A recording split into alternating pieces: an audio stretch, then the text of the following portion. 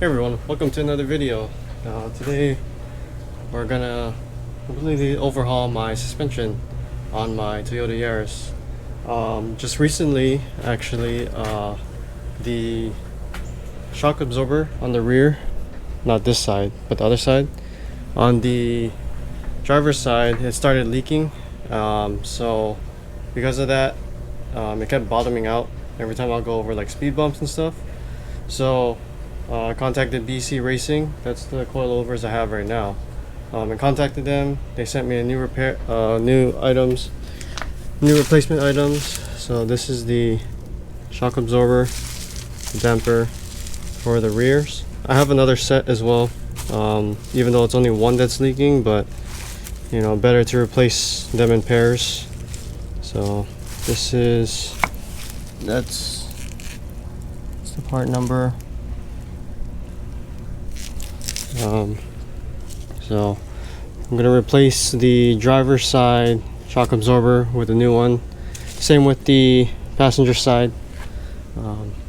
So I'm just gonna jack the car up, get it on jack stands, and then install the new shock absorber and readjust the ride height of the springs in the rear.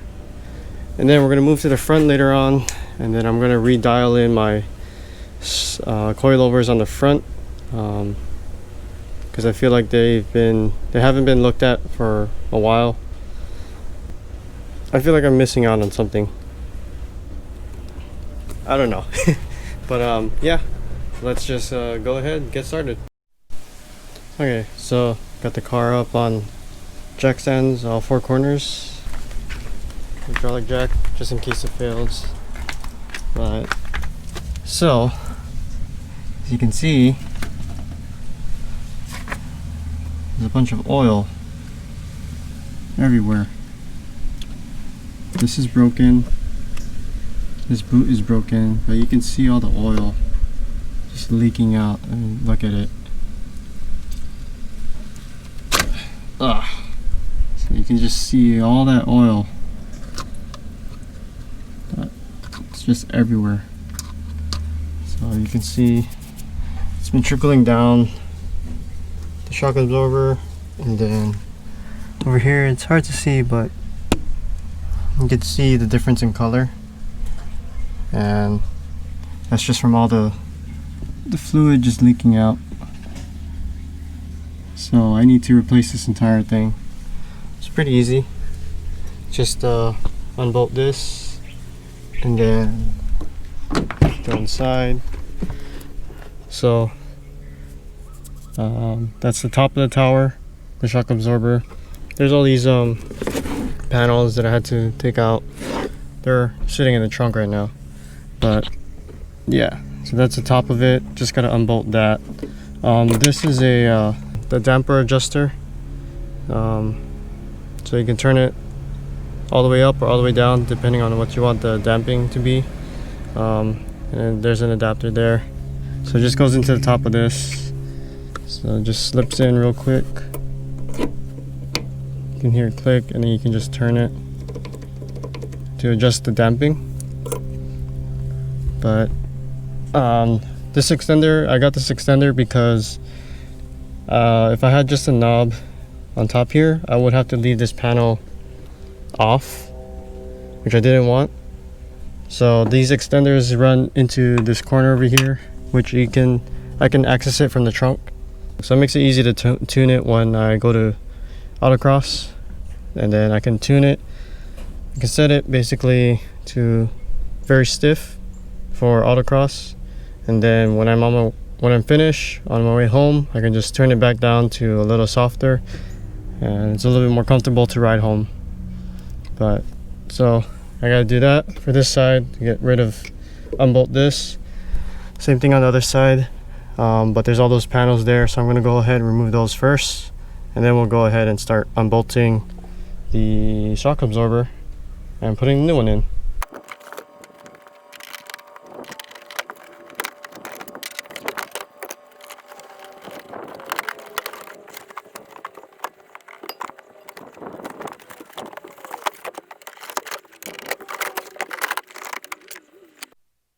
Okay, so did that side.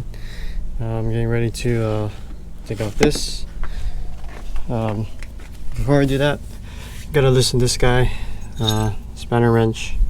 And I have another jack here. Just gonna leave it here.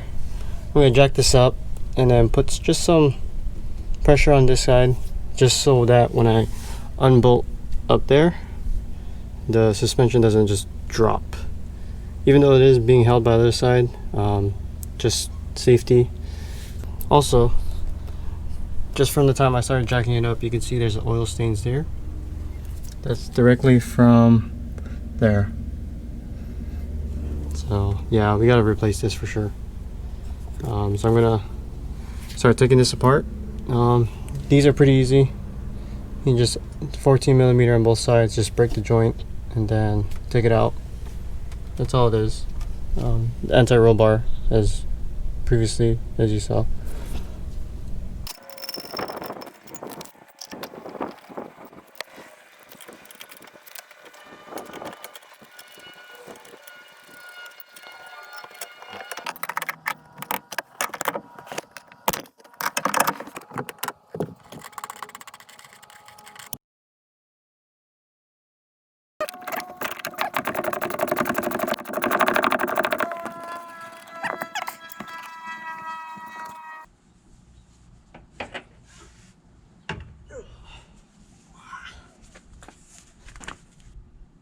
So you can see it's all that oil. Oh gosh, it's leaking. It's just leaking everywhere. So we're gonna let's remove this.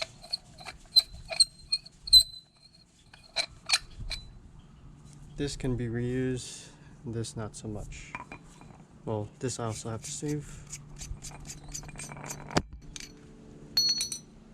But yeah, this is pretty much garbage at this point. You can kind of, it's hard to see, but all that is just so much oil. It's no good anymore, so we're gonna replace it. Alright, so here's the broken shock that I took out. And then, so I just unwrapped the new one.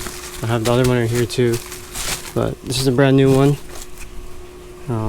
You can see, not leaking, everything's nice and shiny.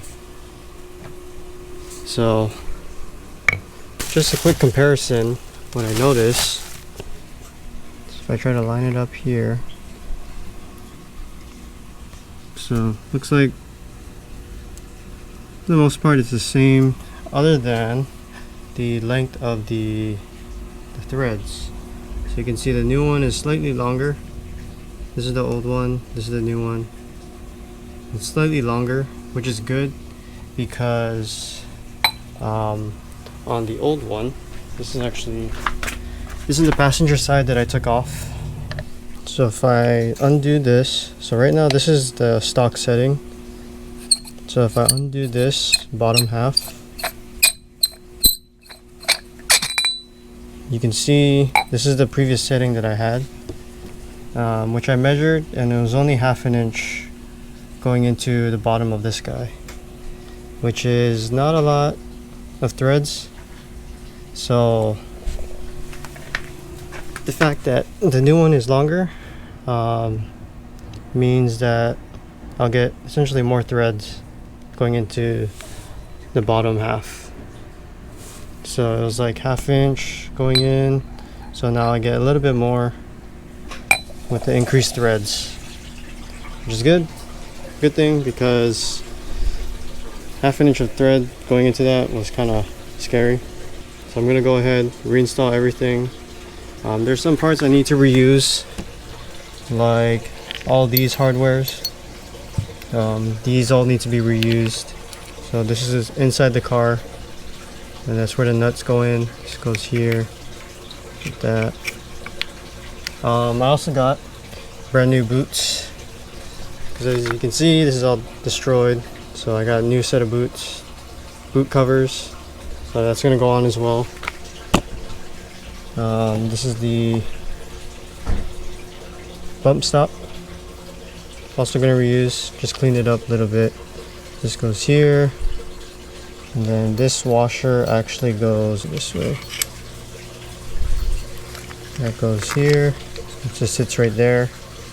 And this goes here, and goes up. Then the body sits here, and then this goes in, and then like that. That's pretty much the whole assembly. Of course, this is the locking ring that goes on the bottom here. So I'm going to clean these up a little bit more, and then we'll go ahead and reinstall both sides.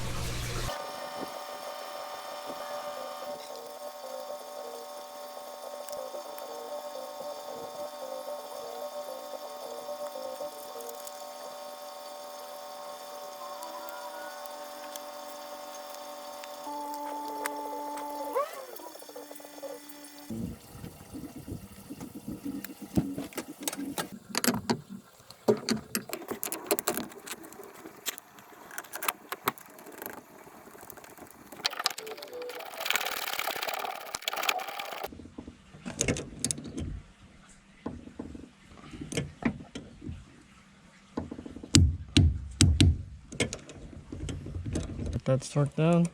Install the last nut on top. It's just a jam nut. It's just going to be there to make sure everything's in place. And then this guy can go back in.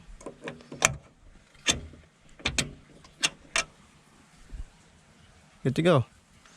Now to the bottom.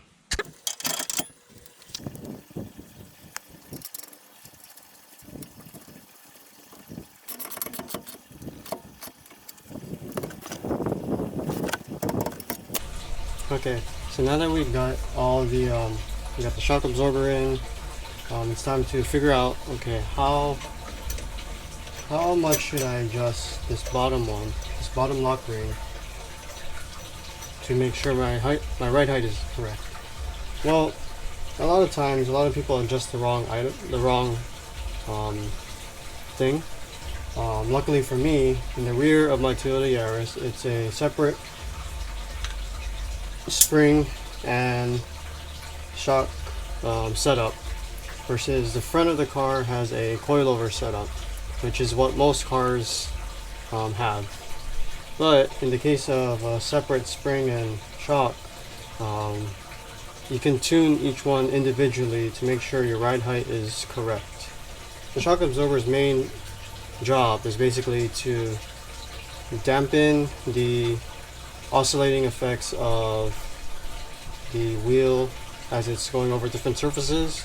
So let's say for example, going over a speed bump, you know, it moves up and down. The spring, obviously its main job is to make sure everything is consistent, and make sure that it returns to its original position. The shock absorber, on the other hand, is made to dampen that effect. So you can imagine if you have, say, an object on the end of a spring, and then you pull it down and you pull it back up, it's just going to oscillate forever and ever until it slows down. Shock absorber is meant to minimize the length in which it oscillates, hence the word shock absorber. So it dampens the vibrations of the spring, and it smoothens the ride out, basically. Now, when it comes to setting this height, you want to set it so that the bump stop, you'll see here in yellow, is fully up. So this whole shock absorber is all the way up, and the bump stop is basically up against the body, and it's compressed between the shock absorber and the body. But at the same time, you want to make sure when you put your wheel is on, when it's fully compressed, it does not hit the fender of your car. Right now I have the spring out of the spring holder, the spring perch inside on the inside of the wheel. Right now the suspension is free to move. So I have my other jack as well, and then I have a wooden block here. So when I jack up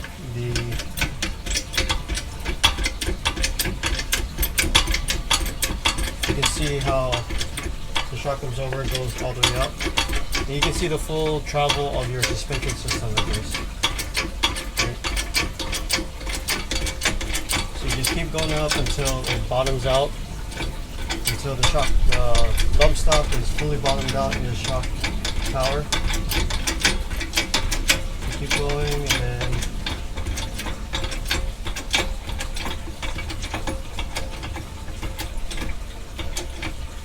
alright, so at that point it doesn't go anymore.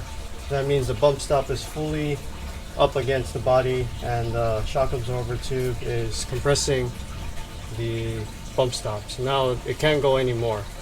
Right, so the bump stop is there to prevent any metal on metal contact and prevent any damage from the shock absorber to the body and vice versa. So you can see it's fully compressed, and so from here you can determine if you need to adjust this height down here to make sure that your wheel does not bottom out on the fender. So I'm going to redo this again, but I'm going to put my wheel on instead, and you can see how important that is. Here's a closer look. So jack stand, wooden block up against the rear where the spring sits. This is where the spring sits, right over here. And you can see this is loose right now, but it's tightened down here. And then this is the bump stop. So you want to make sure when you set your shock absorber height, this is fully compressed, so this will go all the way up. It's hard to see because of the boot, but it'll be completely compressed up against the body and the top of this shock absorber. So I'm going to go ahead and put my wheel on, and you can see when this is bottomed out up here, you can determine if you need to lower it or raise it so that it doesn't hit this fender line. Okay, so the wheel's on. Doesn't have to be tight, just finger tight on the lug nuts is fine, just to hold it in place so that when you move the wheel up and down, you can see where it's traveling. So I'm going to go ahead and jack the rear suspension up again. I'm ensuring that the bump stop is fully seated up against the body and between and on the top of the shock absorber.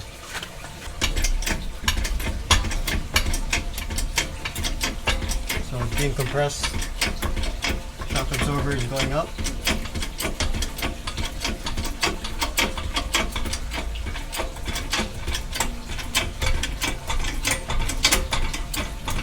Okay, so you want to keep going until you can't go up any further.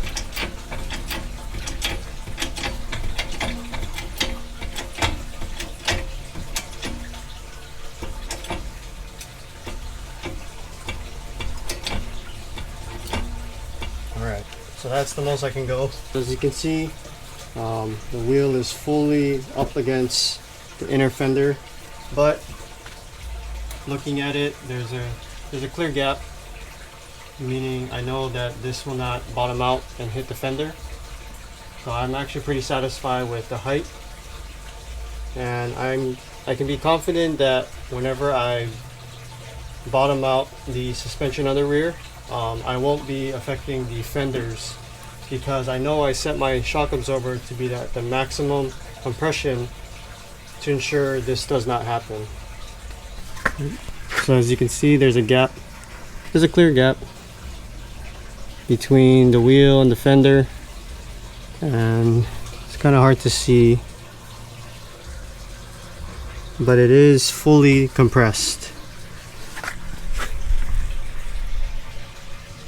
So the shock absorber should be fully compressed with the bump stop fully, or in between the shock absorber and the body.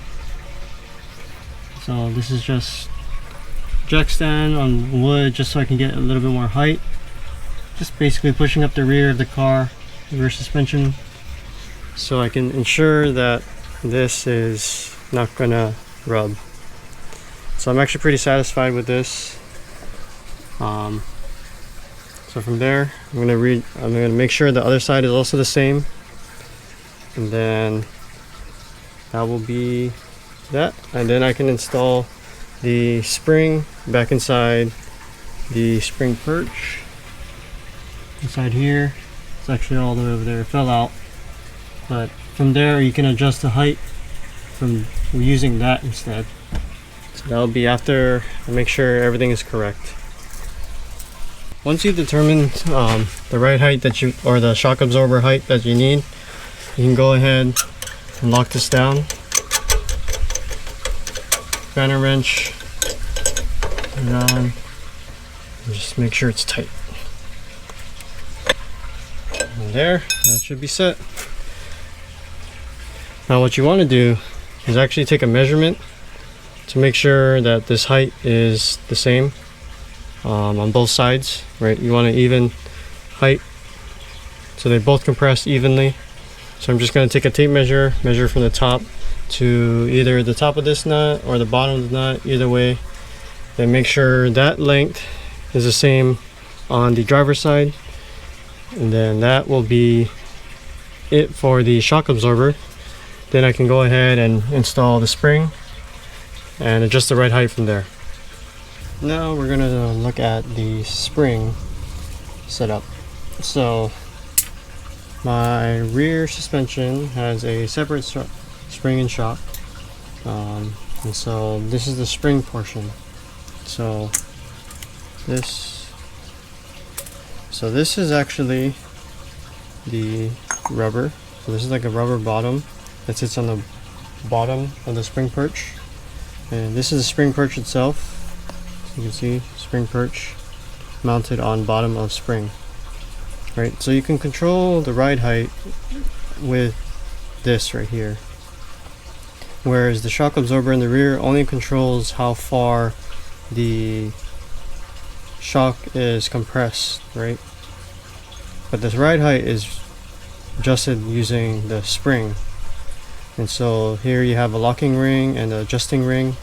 So the adjusting ring is on the top, and that's where the spring sits. It sits just like that. And then the top of this is to the body is up on over here. So you adjust the ride height by moving where the spring is by adjusting these rings. And so you thread it up and down this threaded portion of this spring perch, and that allows you to adjust the height of the car. So it's pretty simple. It goes there, install it, and then pretty much it's just trial and error. You pick a height, basically, that you just pick a height, install it, drop the car back on the ground, and then see if it's too low or is it too high. And you'll go back and you readjust these, and you just move these up and down. You move this ring up or down, so down if you want to lower, up if you want to raise it, and then you just lock it with this locking ring. Fortunately for me, I've already determined the ride height that I like. This is the passenger side, which is totally fine.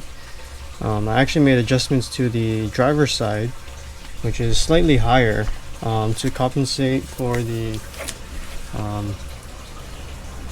damaged shock that was leaking all over. So I adjusted that so that the spring is a little bit higher. But now I'm going to readjust it so that it's the same height as this. So all you got to do is just basically take a tape measure. So you can measure either, just pick a same reference point for both. You can measure from the top of this to the bottom of this, which seems to be a pretty good measurement for me. So that's about 2.5 inches. So this is the driver's side spring perch. I think if I measure it now, it's going to be, yeah, it's a little bit bigger. It's about 2 9/16, just a little over 2 9/16. So you can tell this side is obviously higher than this. So I'm just going to adjust this real quick and then bring this down just so that this height right here is the same as this height. Take your spanner wrenches,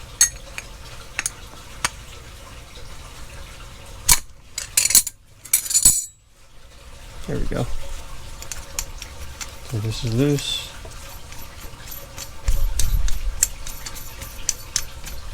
And this can be adjusted. I'm actually going to take this off real quick. I'm going to clean the spring perches and then reinstall it.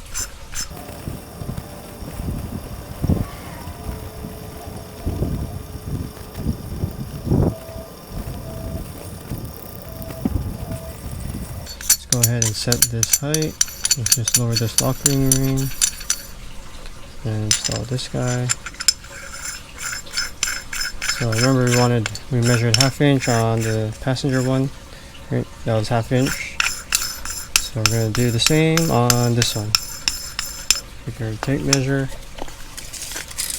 and just measure.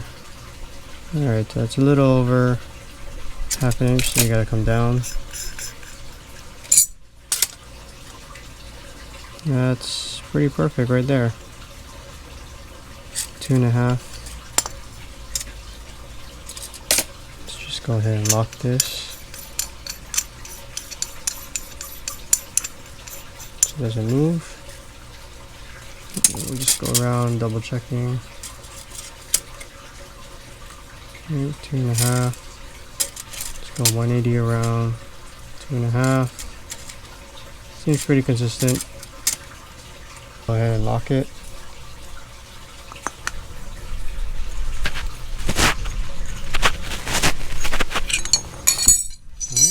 So that's set.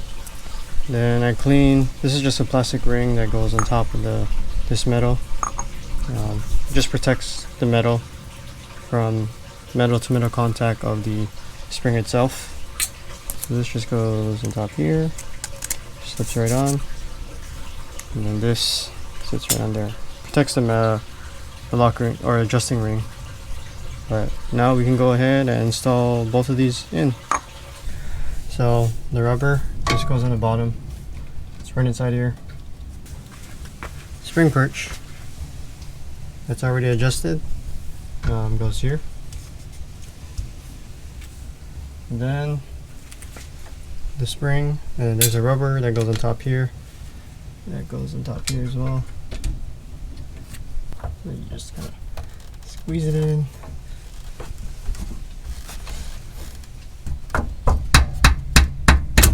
There we go. So I had to loosen this earlier, just so I can get a little bit more room to put the spring in. After that, though, you would just take the take this bolt, put it back.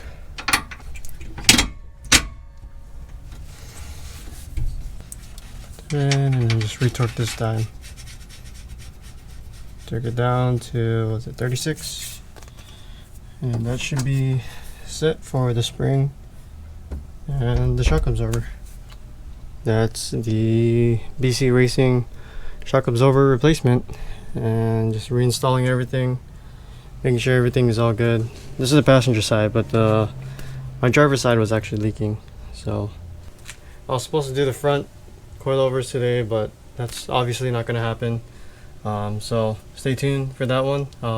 I'll go over how to adjust those to make sure that you don't bottom out and rub on the front fenders as well on a coilover setup.